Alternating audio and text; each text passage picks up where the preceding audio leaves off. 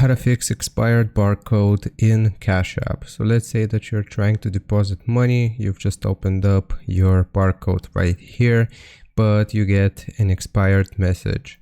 So all we have to do is just close the barcode itself, and we have to exit out of the application. And once we have exited out of the Cash App application, we will obviously just reload the app. And after reloading the app, we can click on the barcode section here, and we'll just go to my code here. And this code that is generated will last 15 minutes. So you can use it to deposit your money. You can get paid, and whatever the reason may be for using your barcode. But like I said, all we need to do is just exit out of the Cash App application, open it up back again, and then just generate a new code here.